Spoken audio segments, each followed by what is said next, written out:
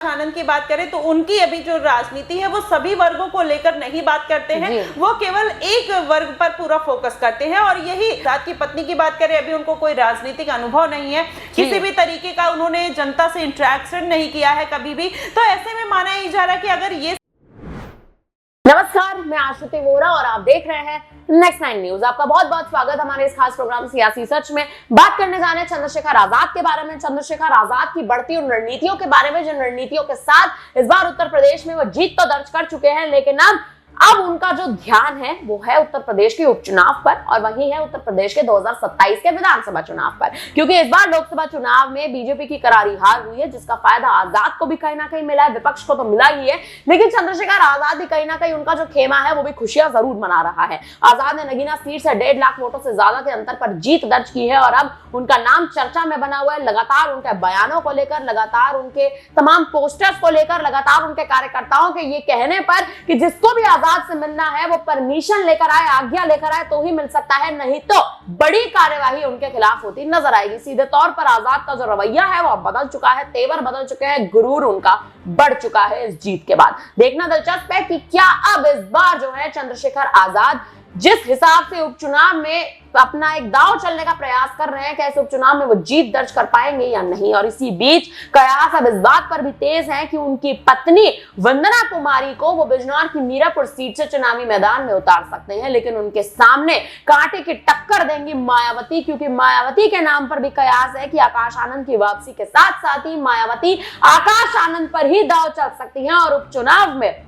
मीरापुर की सीट से आकाश आनंद को चुनावी मैदान में उतारती नजर आ सकती है। हालांकि अभी तक कोई औपचारिक ऐलान न चंद्रशेखर आजाद ने किया है, न मायावती ने किया है। अब कहीं ना कहीं इसी मुद्दे पर लगातार चर्चाएं जो है सियासी गलियारों में तेज है कि आखिर आजाद और मायावती इस उपचुनाव में क्या रणनीति निभाते नजर आ सकते हैं। हमारे साथ माही मौजूद है। माही, पहला सवाल आपसे यही रहेगा, देखिए मीरापुर की जो सीट है उस सीट के समीकरण पर अगर थोड़ी बात करें तो हमेशा से वो सीट दलित प्रत्याशी जो है वो अपने खाते में जीत दर्ज करके लेके गया है। इस बार विधानसभा चुनाव में जिस हिसाब से देखे, कहीं ना कहीं यूपी के 2022 में विधानसभा चुनाव हुए थे, तब भी दलित प्रत्याशी ने जीत दर्ज की थी। हालांकि भारतीय जनता पार्टी बहुमत के साथ जीती जरूर थी, लेकिन मायावती ने भी अपना प्रत्याशी वहां से उतारा था और कहीं ना कहीं मायावती के खाते में आप देखिए वोट गए थे। लेकिन इस बार उपचुनाव की जो स्थिति 2024 के बाद बन चुकी है, आजाद की दलितों में जो पहचान है, दलितों के मसीहा के तौर पर जो वो जाने जा रहे हैं, इस पर अब कहीं ना कहीं इसी के मद्देनजर वो अपनी पत्नी वंदना कुमारी को उतारते नजर आ सकते हैं। मायावती आकाश को उतारते नजर आ सकती है। क्या लगता है, क्या समीकरण बनेगा सीट पर? जी बिल्कुल, देखिए अभी जिस तरीके से आपने पूरी रणनीति बताई आश्रुति, अगर ऐसा कुछ होता है तो जाहिर तौर पर अब दलितों के लिए मुसीबत खड़ी हो सकती है, क्योंकि वो किसको अपना नेता चुनेंगे। और बात दलितों की ही नहीं है, बात है सभी वर्गों की। चंद्रशेखर आजाद लगातार सभी वर्गों को साधने का पूरा प्रयास करते हैं। और वहीं अगर आकाश आनंद की बात करें तो उनकी अभी जो राजनीति है वो सभी वर्गों को लेकर नहीं बात करते हैं, वो केवल एक वर्ग पर पूरा फोकस करते हैं। और यही दोनों का जो राजनीति करने का तरीका है वो अलग अलग है। ऐसे में मीरापुर सीट पर चाहे आजाद की पत्नी उतरती हैं, चाहे फिर आकाश आनंद वहां पर अपनी दावेदारी ठोकते हैं, तो जनता को एक कंफ्यूजन की स्थिति पैदा हो सकती है, क्योंकि उनका जो जनाधार है, दोनों मायावती एक पुरानी लीडर रह चुकी हैं और उनका एक इतिहास रहा है, 4 बार की मुख्यमंत्री रह चुकी हैं। तो ऐसे में जनता भी अब चाहती है कि मायावती की पार्टी का फिर से जनाधार ऊपर आए। ऐसे में चंद्रशेखर आजाद का जो एक बात करने का तरीका है, लोगों को अपने ऊपर विश्वास दिलाने का तरीका है, वो बेहद अलग है। और चंद्रशेखर आजाद इसी का फायदा उठाते हुए इस बार के चुनाव में नजर आए हैं। तो दोनों की भिड़ंत कहीं ना कहीं जनता के लिए मुश्किल खड़ी कर सकती है कि किसको अपना नेता वास्तव में चुना जाए। लेकिन अभी अगर देखा जाए तो चंद्रशेखर आजाद की पत्नी अगर मैदान में उतरती है और आकाश आनंद इधर से उतर जाते हैं, तो जाहिर तौर पर जो जनाधार है वो आकाश आनंद की तरफ जाता हुआ दिखाई इसलिए देगा क्योंकि आकाश आनंद को अब एक चेहरा बन गए हैं, लोग उनको जानते हैं, मायावती का एक बैकग्राउंड है उनके साथ, तो कहीं ना कहीं जनता उनसे कनेक्ट करती हुई नजर आएगी। लेकिन वहीं आजाद की पत्नी की बात करें, अभी उनको कोई राजनीतिक अनुभव नहीं है, किसी भी तरीके का उन्होंने जनता से इंटरेक्शन नहीं किया है कभी भी। तो ऐसे में माना ही जा रहा है कि अगर ये सारी चीजें होती है तो जाहिर तौर पर इसका मायावती को लाभ देखने को मिल सकता है, अगर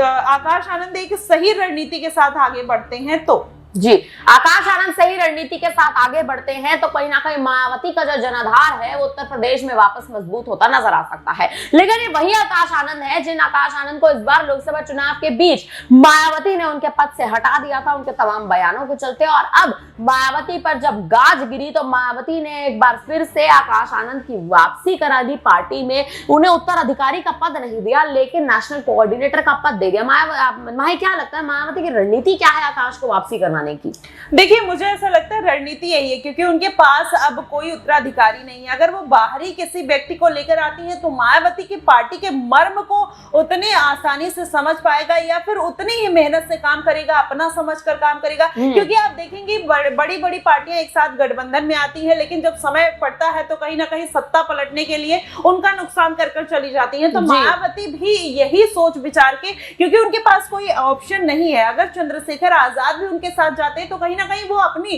पार्टी के बारे में सोचते, अपने कैरियर के बारे में सोचते, अपने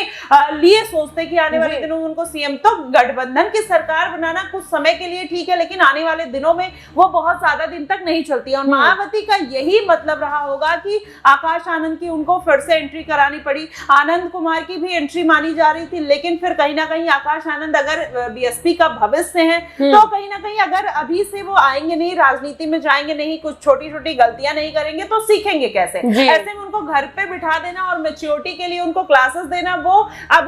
समय नहीं रह गया है। मायावती को आने वाले विधानसभा चुनाव में ज्यादा टाइम नहीं बचा है, ज्यादा वक्त नहीं बचा है। इसमें उपचुनाव में भी उनको खुद को साबित करने का मौका मिला है, तो ऐसे में वो चांस नहीं छोड़ना चाहती थी, जिसकी वजह से आकाश आनंद की चाहे मजबूरी कह लीजिए चाहे जरूरी कह लीजिए कि आकाश आनंद उनकी पार्टी के लिए है, इसलिए उन्होंने वापसी कराई। लेकिन एक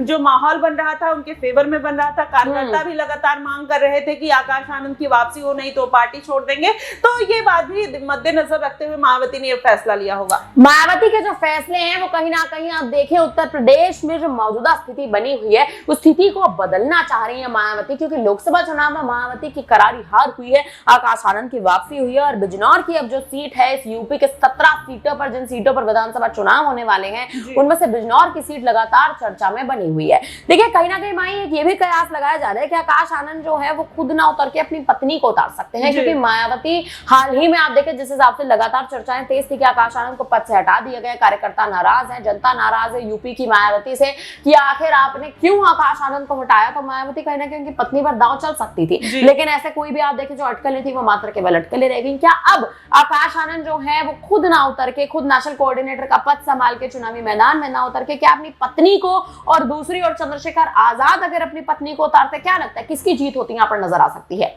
देखिए, मैंने अभी पहले भी आश्रुति बताया कि कहीं ना कहीं आकाश आनंद अगर अपनी पत्नी को उतारते हैं या फिर चंद्रशेखर आजाद की पत्नी उतरती हैं, और ऐसे में अगर आकाश आनंद भी उस उपचुनाव के लिए सीट पर उतर जाते हैं मीरापुर से, तो अभी जो अगर पल्ला जो है ना वो ज्यादा भारी दिख रहा है आकाश आनंद और उनकी पत्नी का, क्योंकि जो उनकी पत्नी का बैकग्राउंड है वो भी एक राजनीतिक, क्योंकि पॉलिटिकल कैरियर उनका रहा है, उनके जो पिता हैं वो मायावती की पार्टी में बहुत टाइम से एक्टिव है। तो ऐसे में आप देखेंगे ये जो सारी इंफॉर्मेशन अगर देखी जाए, कहीं ना कहीं सभी आंकड़ों पे नजर डाला जाए, तो मुझे लगता है कि आकाश आनंद का जो पलड़ा है वो थोड़ा भारी देखने को मिलता है, मायावती का भी जनाधार मिलेगा। अगर वहां पर आजाद की बात किया जाए तो उनकी पत्नी को राजनीतिक अनुभव ना होने की वजह से कभी उनको सक्रिय नहीं देखा गया, किसी काम में भी नहीं देखा गया, और उनका एजुकेशन बैकग्राउंड क्या है वो भी किसी को इतना बहुत ज्यादा पता नहीं है, और अभी इस पे कोई आधिकारिक बयान नहीं आया है, तो इस पे कुछ अभी ये नजर नहीं डाल सकते। लेकिन हालांकि अगर एक दो इंटरव्यूज हो जाते हैं उसके बाद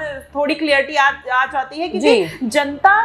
आपकी बातों से आपके पार्टी को वोट देती है, और वही अब अगर चाहे आकाश आनंद की पत्नी हो, जनता से इंटरेक्ट करेंगे, या आजाद की पत्नी है, कौन अपनी बातों से कितना लुभा पाता है, क्योंकि आप आजाद और आकाश में फर्क देखेंगे, बातों का ही फर्क है। आकाश आनंद कहीं ना कहीं अपने बयान की वजह से पार्टी से बाहर चले जाते हैं, लेकिन वही चंद्रशेखर आजाद है जो नगीना बढ़िया सीट पर जीत दर्ज कर लेते हैं। तो कहीं ना कहीं ये जो कम्युनिकेशन है वो जनता के बीच में आपको कनेक्ट करने का पूरा चांस है। अब वैसे भी उनकी पत्नियां जो है हो सकता है कि आने वाले दिनों में जनता से किस तरीके से जुड़ते हुए नजर आती हैं, तो उस समय अभी डिसाइड होगा आश्रुति, और इस पर अभी कुछ साफ तरीके से कहा नहीं जा सकता है। लेकिन जाहिर तौर पर जो